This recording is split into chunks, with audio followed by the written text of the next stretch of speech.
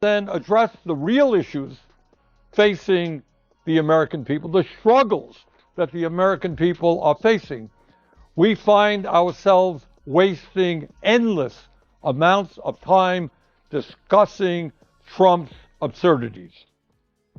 Let me just give you a very few examples.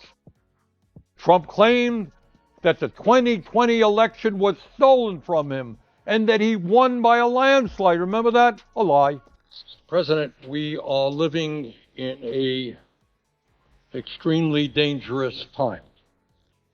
And future generations will look back at this moment, what we do right now, and remember whether we had the courage to defend our democracy against the growing threats of oligarchy and authoritarianism. Trump's had his fair share of tantrums, but nothing, and I mean nothing, sets him off quite like Bernie Sanders armed with receipts. Picture this. Bernie steps up, no filter, no sugarcoating, and drops a truth bomb so massive it makes Trump's spray tan start to peel off. One by one, Bernie slices through Trump's lies like a chainsaw cutting through a papier-mâché wall, exposing every con, every grift, every inflated ego trip. Trump fully loses it on live TV, flailing harder than a toddler denied dessert. This isn't just a takedown.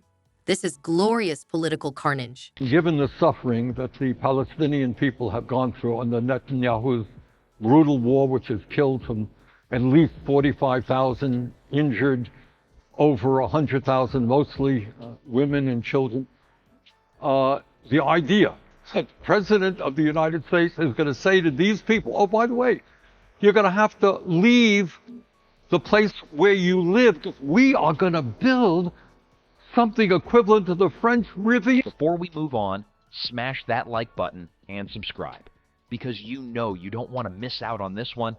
Before we dive in, smash that like button and subscribe. Trust me, you don't want to miss this one. It finally happened. Bernie Sanders, America's most passionate, fiery grandfather, and the only guy who's been yelling the same truth since the dinosaurs, had enough of Donald Trump's circus act. You could see it coming from miles away, like a freight train. Years of Trump's nonstop lies, rifts, and toddler-level tantrums finally wore Bernie down to the point where he didn't just call Trump out, he dropped a truth bomb so loud it probably rattled Mar-a-Lago's walls, knocked the ketchup off Trump's dinner plate, and maybe even sent that golden toilet seat clattering to the floor. Coming from Trump and many of his supporters. And what is a problem on top of that is when you got Mr. Musk owning Twitter and propagating that misinformation and those lies, it becomes a very difficult problem. This wasn't your usual polite political jab, the kind where people tiptoe around Trump's nonsense like it's just some quirky personality trait. No, Bernie went full throttle. He stood there in full furious grandpa mode, voice booming, glasses slipping down his nose, arms flailing in that classic Bernie style, and detonated the one thing Trump can't handle: cold, hard, uncomfortable facts. I think it ends very simply the way it should end in a democratic society, and that is the American people make the decisions. Do you really want to cut Social Security, Medicare, and Medicaid several years after Republicans gave huge tax breaks to the richest people and the largest corporations, and at a time when we have more income and wealth inequality than we have had in 100 years? Really? Is that what you want to do? Is that what you think the American people want to do? And none other than our old friend Donald Trump. You see, Trump's whole shtick depends on smoke and mirrors, plus whatever random conspiracy theory he picked up off a message board that day. He thrives when the conversation is muddy, confusing, or just plain ridiculous. But facts? Receipts? Someone standing up and saying out loud, in public, without fear. Asterisk, you're a pathological liar, asterisk. That's Trump's kryptonite. Let me mention one of the very big lies that Trump said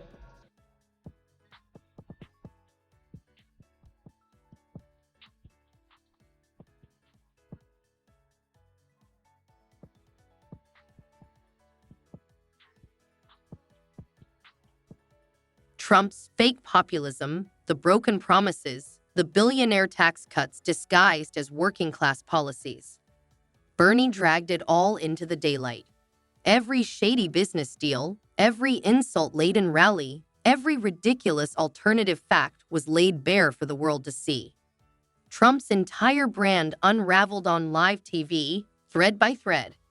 As Bernie pointed out exactly how the emperor has no clothes, just a red tie long enough to trip over. And let's be clear, not only did Trump fail to talk about some of the most important issues facing the working class of America, but the solutions, in quotes, he proposed would only make a bad situation even worse. And, predictably, Trump lost it. The meltdown was instant. Watching him try to keep his composure after Bernie dropped that truth bomb was like watching someone try to put out a grease fire with gasoline. He went full Mar-a-Lago meltdown mode, eyes squinting tighter, face redder than his campaign hats, probably signaling to his staff to cue up his emergency Truth Social rant before Bernie could even finish his sentence. You just know, somewhere in the wings, aides were sweating, bracing for the inevitable all-caps barrage. Asterisk radical Bernie, total loser, fake facts. Asterisk Trump's response wasn't a rebuttal. It was a toddler throwing a tantrum because someone took away his favorite toy. Meanwhile, Bernie, calm, focused, still yelling, but in that endearing, I care about the future of humanity kind of way. He didn't need to stoop to name-calling. He didn't need to invent wild conspiracies. He just laid out Trump's greatest fear, that underneath all the bluster, there's nothing but fraud, failure, and a trail of broken promises. Oh, Bernie Sanders is running, yeah, that's right. Personally, I think he missed his time. But I like Bernie because he is one person that, on trade, he sort of would agree on trade. I'm being very tough on trade. He would suffer on trade. The problem is he doesn't know what to do about it. We're doing something very spectacular on trade. But I wish Bernie well. It'll be interesting to see how he does. I think what happened to Bernie maybe was not so nice. It is literally impossible to understand what Trump is talking about in terms of Gaza. It is incomprehensible. Here you have a people who in the last 15 months have suffered unbelievably. Over 45,000 people in Gaza have been killed. Over 100,000 have been injured, mostly women and children. Virtually all of the housing has been destroyed. The healthcare system, the educational system, all destroyed. The internet asterisk exploded asterisk instantly. Memes, GIFs, TikTok's Bernie's takedown was everywhere within minutes. Trump's supporters scrambled to spin it as some deep state attack, but the damage was done. Once the truth's out, you can't unhear it. And Bernie shouted it loud enough for the entire country to hear. Live TV, no warning, just Bernie, a mic, and enough righteous anger to knock the spray tan right off Trump's face. And Trump?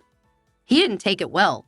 Because if there's one thing that makes Trump unravel faster than his bankruptcy filings, it's someone telling the truth, especially when that someone is Bernie, the political equivalent of a fire extinguisher aimed directly at Trump's ego.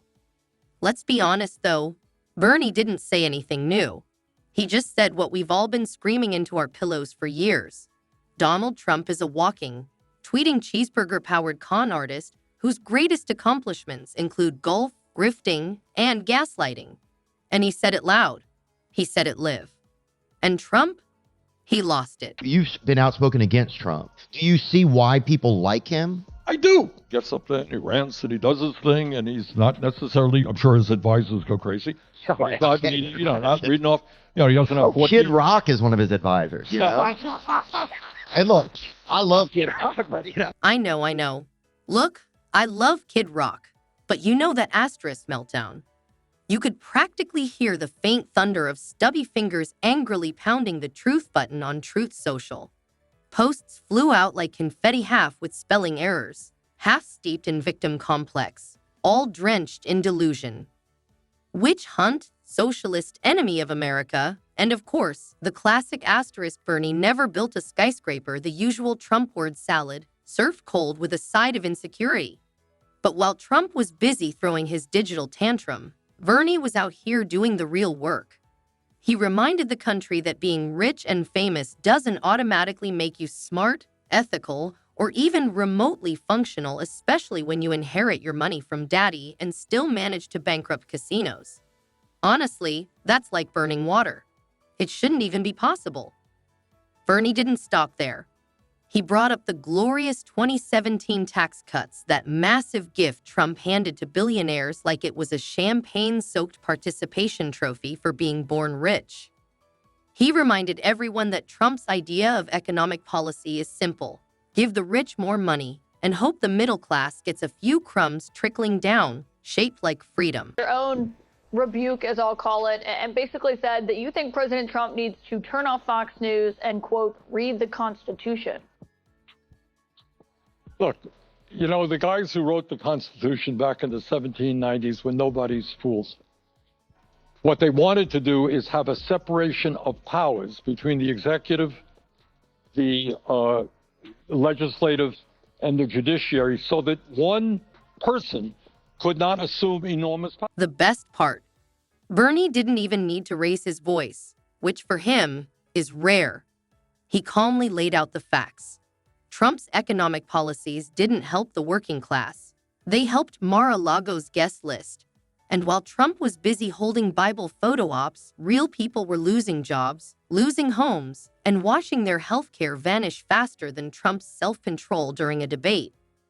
Naturally, this truth bomb set off a seismic reaction inside Trump's brain, because the one thing more fragile than his ego is his relationship with reality. He responded by calling Bernie asterisk crazy. Asterisk, which is ironic coming from a guy who once tried to buy Greenland like it was listed on Zillow.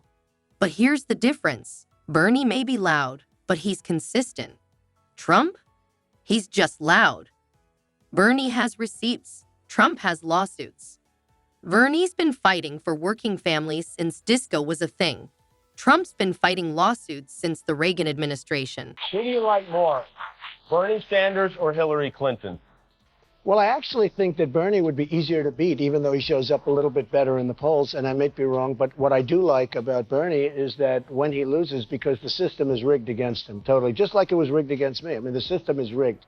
And if I didn't win by massive landslides every state, there was no chance that I could have. And let's talk about the healthcare dig. Bernie rightfully reminded America that Trump's big promise to repeal and replace Obamacare turned out to be, well, just the repeal part. Because there was never actually a plan.